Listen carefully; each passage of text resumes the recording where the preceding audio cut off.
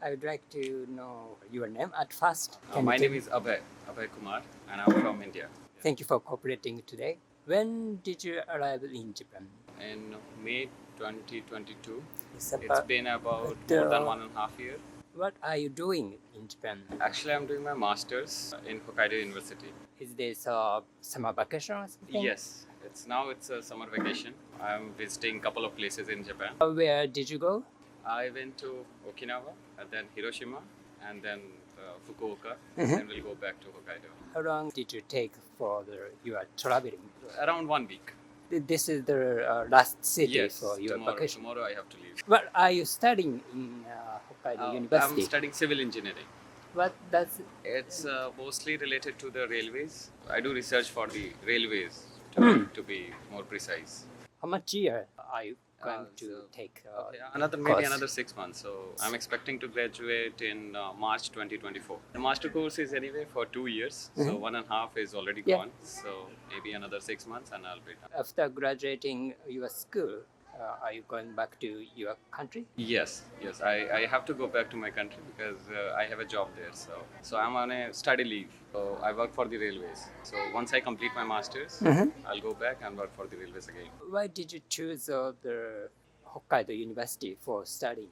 It's because the area where I wanted to do the research, I saw the profile of my professor and it was closely related to the area in which I wanted to do the research. Did you have any initial image or initial knowledge about Japan with Hokkaido before you come to Japan? Not primarily the Hokkaido, but Japan in total, I had a good image of Japan and turned out to be really good. Because when we talk about Japan, we talk about the Shinkansen. If someone wants to learn anything about railways, especially related to high speed, Japan would be the first choice, I guess. Did you take Shinkansen for your Not travel? yet. Not yet. That's You costly. should.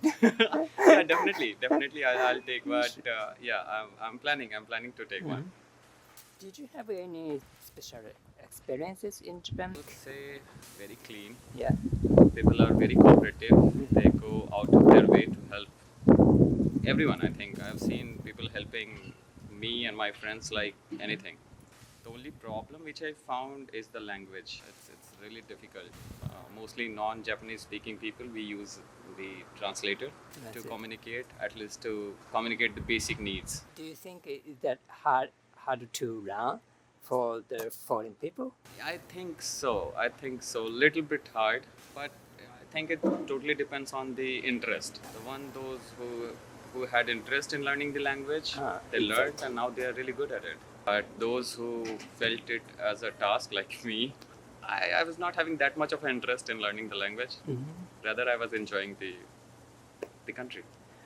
Are there any problem to study your major?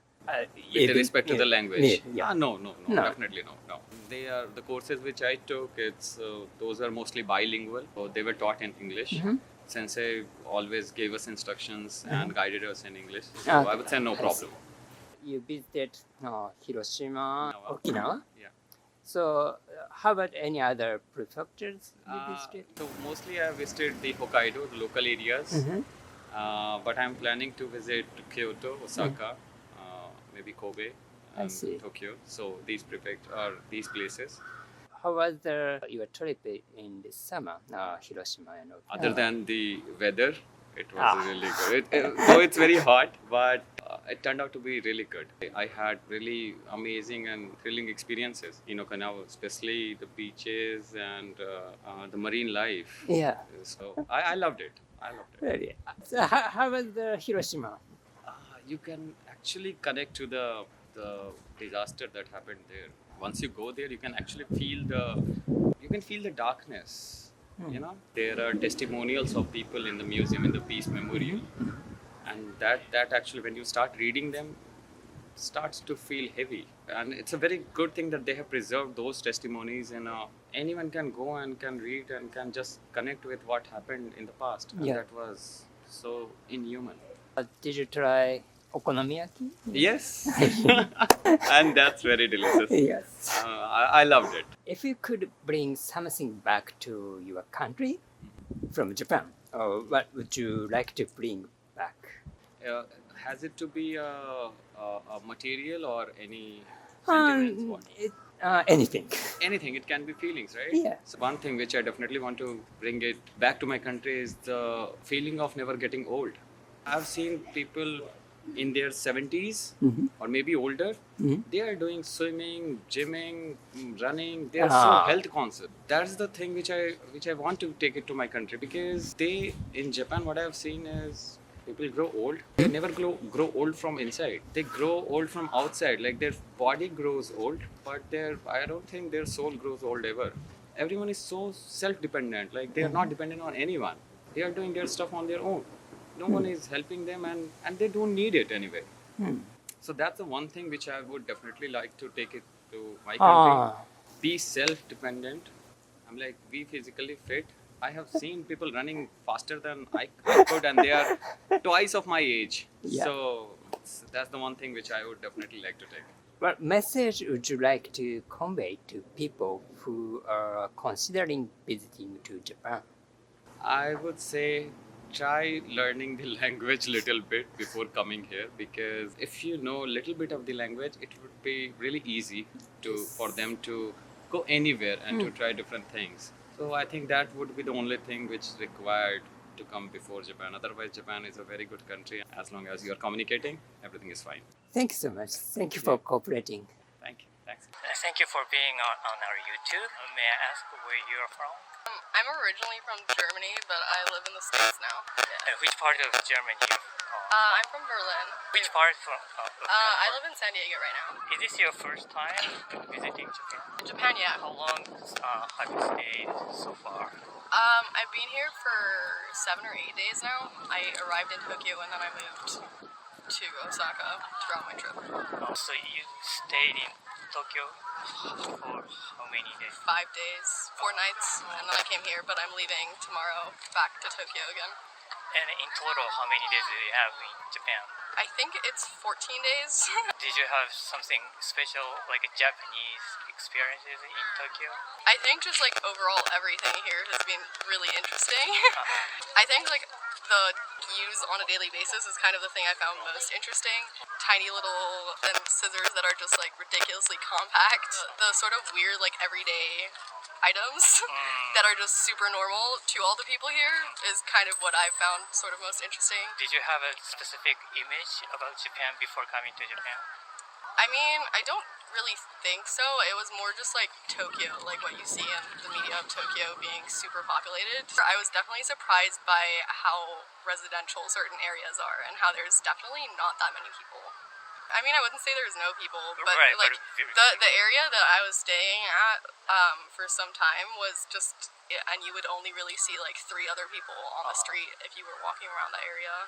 Have you tried any like a Japanese event or some activities? When I travel, I just like wandering the city and sort of exploring like the random little holes that I don't think like you would naturally find by navigating directly towards some sort of event or tourist site. So I tend not to do that really. I've been to some of the museums around Tokyo. I visited some of the photographic museums, and then obviously I just visited the Osaka Castle, but I haven't really been to any cultural events per se. Have you tried the Japanese food? Yeah, actually the hostel that I was staying at in Tokyo, they had little community events, which was super cute. And so we made, I completely forgot the name of it, but it's basically a dumpling with red beans inside, and then they also put sweet potato on top of it. I literally made them give me the name because it tasted so good. And then I'm hoping to go have some more dumplings today. What is your favorite Japanese food?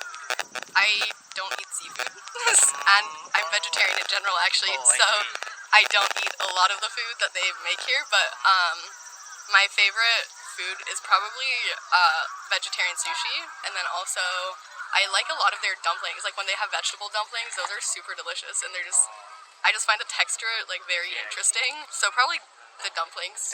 Yeah, those are really good. Do you have something would you like to bring back to your country?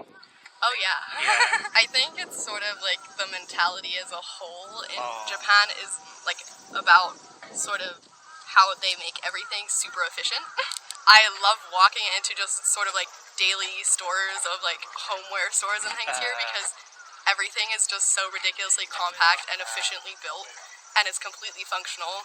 So I think it's more the mentality about being efficient. Well, what would you like to say to our viewers thinking about visiting Japan but kind of a little hesitating? I'd say go do it. This has definitely been one of my favorite places I visited. Where I mean, I else? think this is like my 38th country. Which country is a memorable country? I mean, I remember like all of them to be honest, because they're all different in different ways. Right. But I think Cambodia was my favorite one.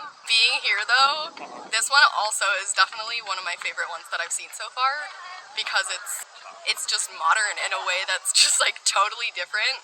Even though like we have all of the access to the same kind of resources in a lot of other countries, they don't really use it on a day-to-day basis the way they do here. Where else do you want to go if you later come back to Japan or if you have more time? But I would definitely want to go to Kyoto, and I thought about doing that as a day trip today, but I just looked at it up on the map, and there's just so much to do there that's like a whole week in and of itself, I think. I'd probably come back to Tokyo as well, and then I'd probably want to explore some of the more rural countryside areas, because I think that probably gives you like also a completely different view of Japan and like the culture there. And then also I would love to see Mount Fuji and actually go to the area and explore it a bit more. You want to go up to the top? I don't know if I do that. That's You can a go. stretch. Thank you very much for your time and being Thank you for cooperating. Can you tell me your name at first? Yeah, my name's Adam. I'm from Australia. When did you arrive in Japan? At the start of the month, so Oh, I've been here for about 4 weeks. Did you visit other prefectures before coming to Fukuoka? So I started off in Kumamoto. I came to watch my dad play water polo in the Masters. He's 80, but this is probably his last Oh, really? one, so I wanted to come and watch him. Plus I like Japan. Only Kumamoto you visited? Kumamoto, Nagasaki and Fukuoka so far, and then I'm going to Miyazaki. I'm going to go surfing in Oshima. Almost a Kyushu area. Yeah, Kyushu. And we went to Kagoshima. Kagoshima is a sister city to Perth, where I'm from, so Did you have any typical Japanese like experiences? I haven't had any significant problems, just sometimes figuring things out like public transport or everyone's very helpful and they're patient enough to explain it or show me how to do it. Even like putting money on the Mocha card, like where to put it, there's like the 7-Eleven machine and like how to do it. And they'd come and show me what to do. Do you find any differences between your initial image of Japan before coming to Japan, after coming to Japan? I don't know, I've been to Japan before. 5 years ago I went to Tokyo and Osaka and Himeji, and then I also watched a bunch of anime, so... Which anime did you watch?